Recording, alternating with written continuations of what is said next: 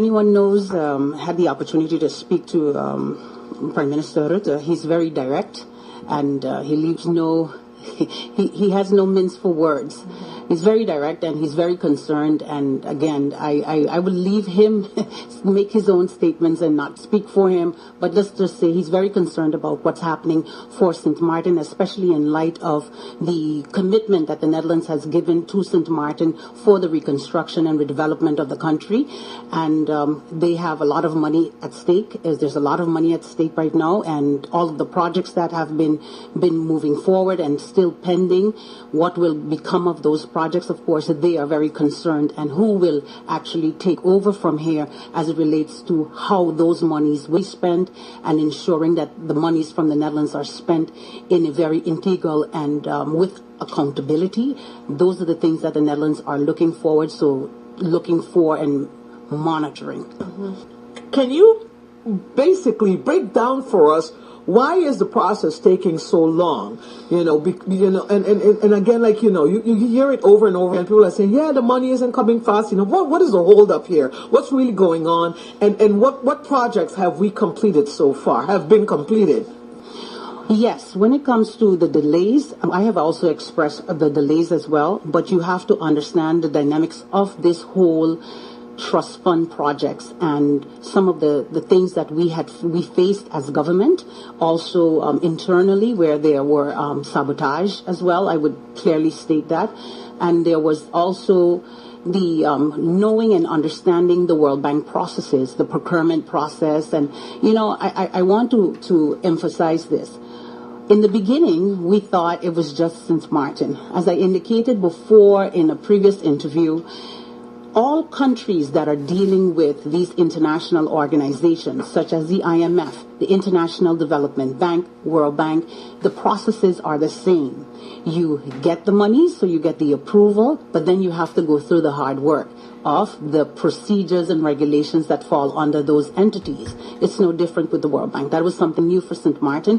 It's also the same thing when you're getting monies from the European Union, it's through the European Commission. It takes a while.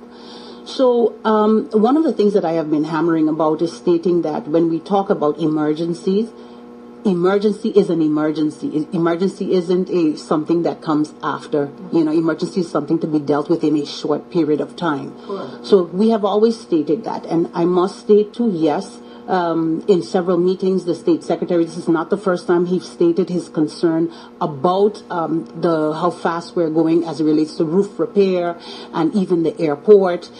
We could have had this thing with the airport signed, sealed, and delivered already. But of course, we had a lot of sabotage on the airport, whether it comes from management, whether it came from the supervisory board. I wouldn't say management, previous management, whether it comes from the not management, the supervisory board, the holding, you name it. We had our ups and downs with that, and it frustrated the Netherlands. It frustrated them to the point where, there were times you felt like, okay, it doesn't make any sense anymore. But we could have been so much further. And in what way was the project being sabotaged? Well, you have, and I must state, the World Bank didn't go to the airport. The airport came and asked for funding from the World Bank. Okay, so let's make that clear. Then there was problems with the bondholders, and we had to try to negotiate with the bondholders. We asked the Netherlands for their assistance to speak to the bondholders and try to get out of the dilemma to see how we can remedy the situation, because else the airport would go bankrupt. Meetings we've had, the Netherlands agreed to have high-level talks with the bondholders at that time. When we asked for contact information, the then CFO hesitated to give information, didn't want us to really meet. So, and this was the same person that wanted to, that asked and for the funding. So it was a lot of back and forth. So there was a lot of back and forth. You see, but the whole premise was you want the money, but you don't want to comply with the conditions, and that's the problem. So postulation date will be no longer on October 2nd, is what you're saying here? What we're doing right now is we have had, this weekend was a very long weekend, and having discussions with all stakeholders to come up with a proper change which will allow new parties also to contend the elections by this morning. I think that we came up with a solution, and so by this morning or by this afternoon, the Council of Ministers will meet and we will make a final decision and we will send that up to the governor. Okay. And then by tomorrow we'll find out when the next elections will be. You will hear it. We will give an announcement tonight.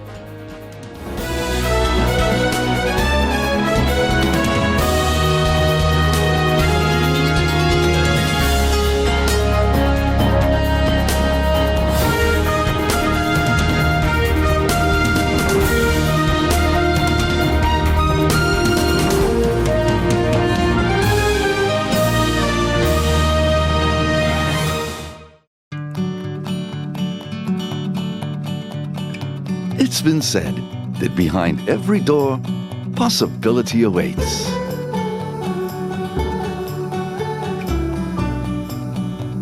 How much possibility depends on which door you open first. Every day, we help our customers discover the possibilities in their lives. It all starts with a conversation.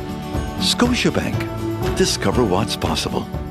GEBE has been faithfully serving the communities of St. Martin, powering your home and our economy. Come rain or shine, our qualified team of professionals are working hard 24 hours a day to provide you and your family with safe, reliable electricity and water. We use the latest technologies and test our products daily to maintain the highest international standards. Our friendly staff is always there to assist you, whether in person, over the phone, or online. We are committed to constantly improving our products and services, making them more efficient, effective, and environmentally friendly to serve you better today and our next generation of clients tomorrow. GEBE, powering a brighter future.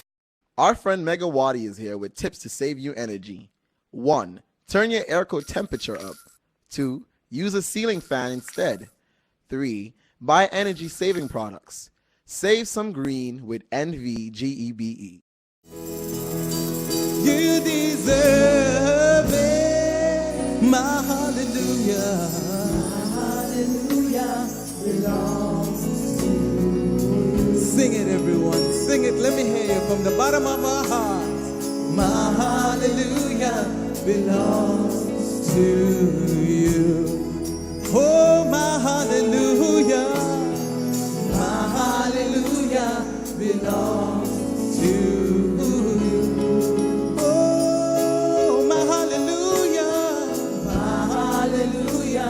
Belongs to you. You deserve it. You deserve it. You deserve it. You deserve it. You deserve.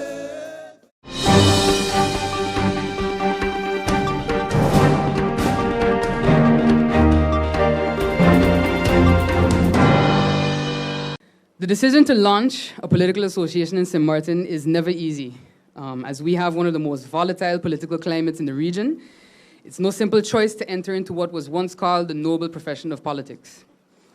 Nevertheless, in 2016, actually, we made a decision to work towards postulating ourselves for the next parliamentary election. The question then became, on which list? After serious consideration, we agreed that the right way to do this was to create our own political association with one starting priority: to engage with those who call St. Martin home and to translate those discussions into actionable plans for growth for future elections that we would contest. It started with myself, Charlene Pompier, Cyril Fennings, who continues to support us even though he is abroad, and along the way, we were joined by Marvio Cooks. Can't miss him, he counts for 2 people actually. Patrice Gomes Jr., Rayon Peterson, and of course, Kevin Petrona. This is the core team of PFP.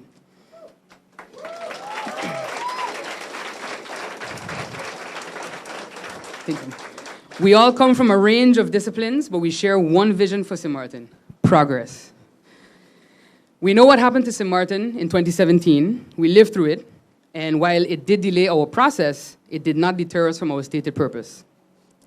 So I hope that in sharing the history behind this initiative, I've been able to answer the questions of what's this about and who's involved, which brings us to why now. To answer that, I need to reference a strong regional leader that we admire who said something that only served to solidify our drive and which has brought us to this point in time. So in 2013, 665 kilometers away on beautiful Barbados, a statement was made on the floor of Parliament by future Prime Minister Mia Amor-Motley. What she said resonates with us because we believe that it addresses, in one simple sentence, one of the critical issues facing St. Martin. Rumors abound where there is an absence of conversation and leadership. It's a fascinating statement, one that I'm sure many of us feel we can apply to home. Next year, we celebrate 10 years since 10-10-10. 10 years since control of our destiny was handed to us, a unique opportunity to shape and define a legacy that future generations could be proud of. Looking back at the 9 years that have passed since that fateful day, we can see what has taken root in the fabric of our society. Rumors that populate a void in which meaningful conversation does not exist, and where we suffer a deficit in leadership driven by ego and personal agendas.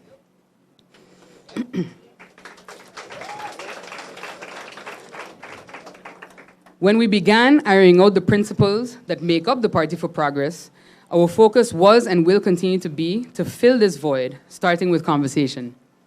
Why? Because conversation leads to discovery.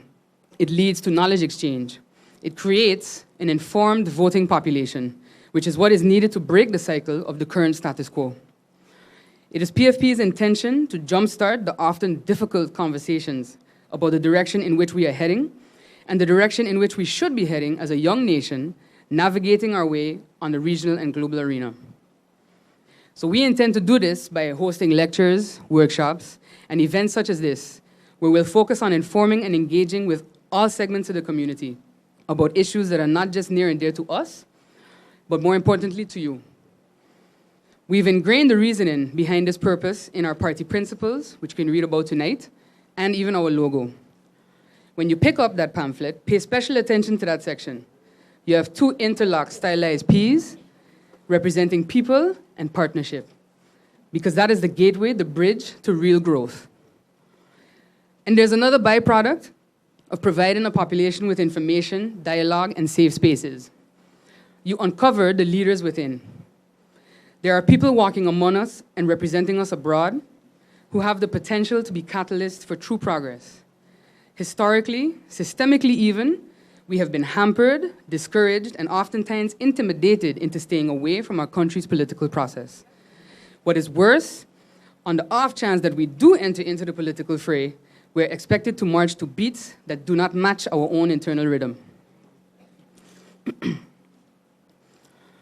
This has been particularly damaging to our young people.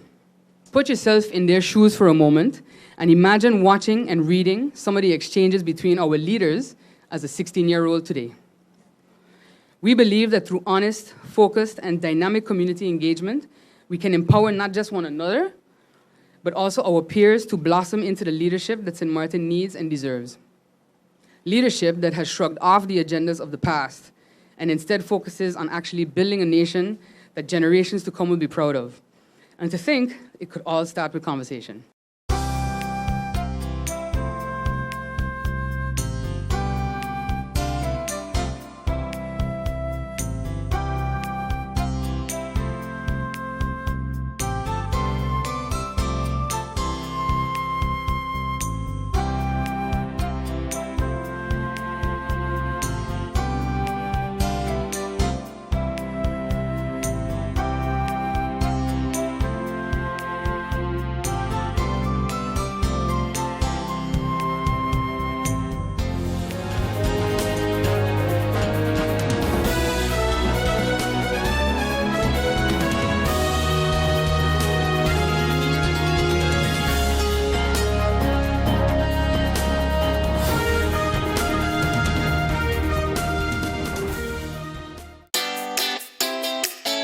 Make use of web mobile banking with easy access and direct usage of face recognition,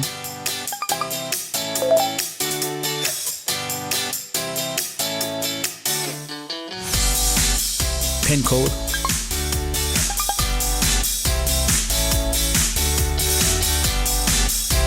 or fingerprint. download WIB mobile banking app and make your transaction from anywhere at any time. For more information, visit wib-bank.net/quick-login.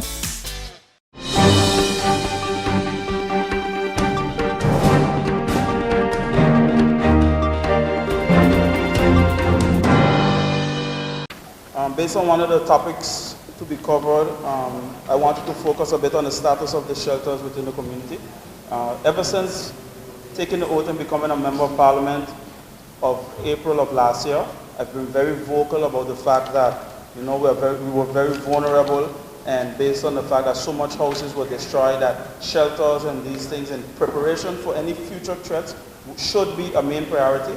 I remember the first meeting of parliament, I think the 23rd of April 2018 that I attended was about the recovery and so forth.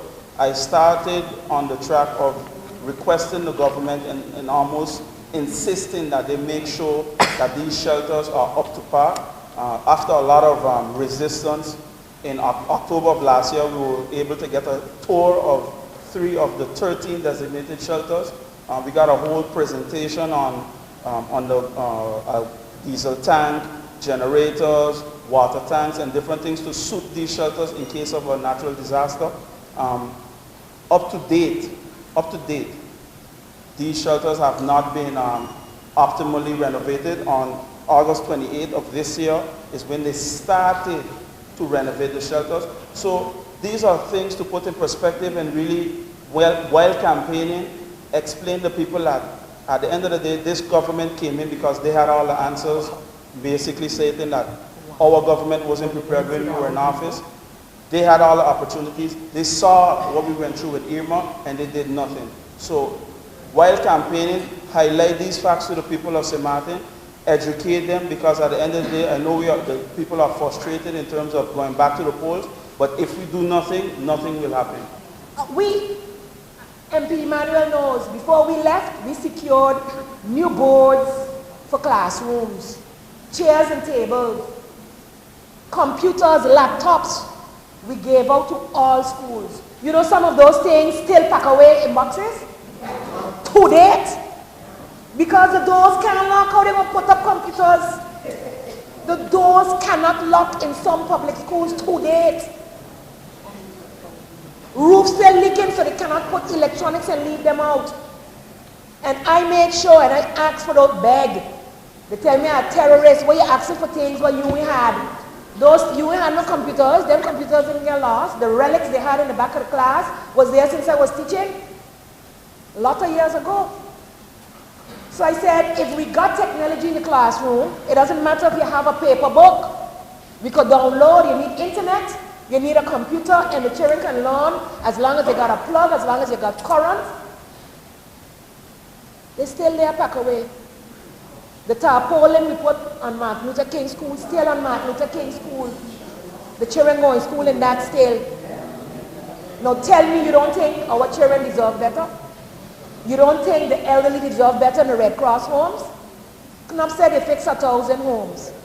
Try remember in the emergency period, St. Martin Development Fund get money, White and Yellow Cross get money, what's the name? UNDP get homes, the Red Cross get money to fix homes. You counting all of that in 1,000?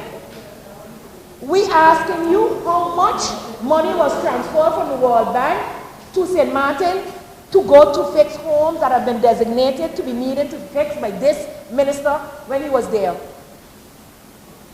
How many of those homes? You know what they keep telling us up to the other day? We are still assessing. Assessments were done over and under because our finance minister demanded it. Refused to give out the money that we put aside for it. It is high time, people, we say enough is enough.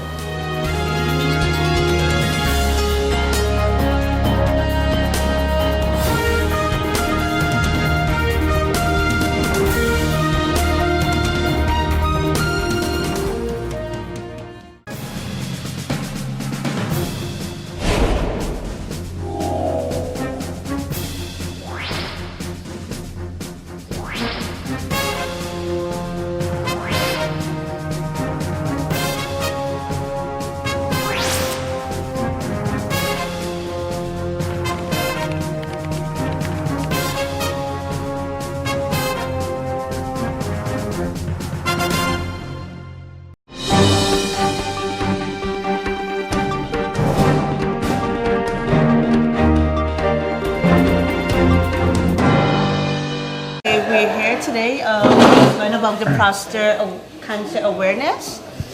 And we had 2 sessions. One was at the Napa, the other one was at the Quimon. And we have some men that they signed up on both days. So today they will get the result at the doctor's office, so Dr. Ramos and Dr. Rojas. And that's straight ahead. They will go and meet my colleague. And when it's their turn, the doctor will call them in. But what you exactly doing here at the desk? You're signing in the people who comes in? Yes, they will register here first. Like I have a gentleman. Good morning. Good morning. Did you sign up for the prostate cancer awareness? Yeah, I don't speak very fine English, No. little Spanish. Today what we're doing is that we're actually doing free screenings at the St. Martin Medical Center for prostate cancer. The screenings are being done by Dr. Rojas and Dr. Ramos, and these are for participants who registered in our drives that we had earlier at Koiman and as well as Napa Auto Parts. We have registered over 150 men to do prostate cancer screenings, and today the doctors then will be doing the review of the lab test as well as a free consultation, and this is compliments of the St. Martin Medical Center. Nurse Daniela here contacted the Positive Foundation and the Electrolytes Foundation to ask our help and our support for this prostate cancer awareness. And within a couple of weeks, basically, we launched the Man Up Checkup campaign for prostate cancer awareness. I'll give you Nurse Daniela now so that she can give her story about how this came about. Yes, since we had a 2 urologist from last year to this year, we thought that we need to do something for the men. We always doing the breast cancer, but we never did something for the men. So when we heard that September would be the month of the prostate cancer for the awareness, we thought of coordinating the Positive Foundation, the Electrolytes, and Medical Center in order to get a bigger group of men to be aware of what we want to bring out there. And that is be aware of your prostate, get it checked up. And we are happy that we did this because we never anticipated that we would get so many men who wanted to get that checked. And with the 2 drives that we had I think 115? Yeah, over 115. Over 115 men, and today is the day that they have the free consultation and their results that they had to do before they had to come here.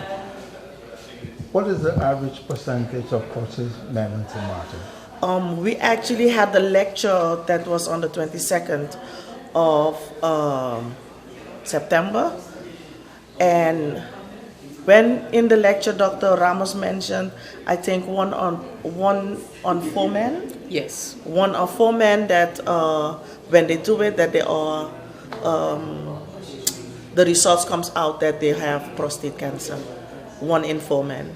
Know that we are targeting the age groups between 45 and 70 years of age, and in particular this target group has to do with men who has never had a PSA exam done. So this is the age group that we're targeting today. We plan on making this an annual campaign because in all the information and the research and the presentations done by the doctor at lectures indicate that men need to have their prostate checked once a year between the ages of 45 and 70. Okay, while I have you here, Shani, I wanted to talk a little bit about the breast cancer for women. The month of October is just a couple of days it will start. What do you have plans for this month? This month, we are kicking off our breast cancer awareness actually on September 29th, tomorrow, with a Pink Sunset sale. We're inviting everyone to get in touch with Aquamania Adventures. Get your tickets for the Pink Sunset sale tomorrow. There's a pink mixer as well. We start at 3:30 and the boat sails at 5:30. the next event is actually our Pink Parade on the 4th of October, and then we have the Walk for the Cure on the 5th of October, which is at 5 o'clock in the morning and starts at First Caribbean Bank. You can get your t-shirts from First Caribbean Bank, and they're $10 a piece. The entire month, as usual, we have activities all through the month, and we also have screening opportunities all through the month. Those posters, you can check our Facebook page for information, as well as we will be circulating the information wherever possible. The St. Martin Medical Center, at your clinics, you can also pick up the information there. I know one of our first screening sessions is actually at the, if I remember correctly, Dr. Raghu Singh's clinic on the Bush Road on the 5th of October from 9 until 11. But we are circulating the schedules, so get a schedule, or you can call me at 580-9658 and I can send you a schedule where you can go get a free clinical breast examination. Okay, anything else you want to mention? We want our men in the community basically to start the conversation with their doctors in terms of getting their prostate cancer screening done. Wives, spouses, encourage the men in your life to get screened. Screening should start from about age 45. But Dr. Ramos and Dr. Rojas insist that if there is a history, a family history, that you need to get screened earlier. So we encourage men to man up and get checkup. Yes. Man up, check up, because it is a little slight, you could say a small step in preventing and saving lives. Yes.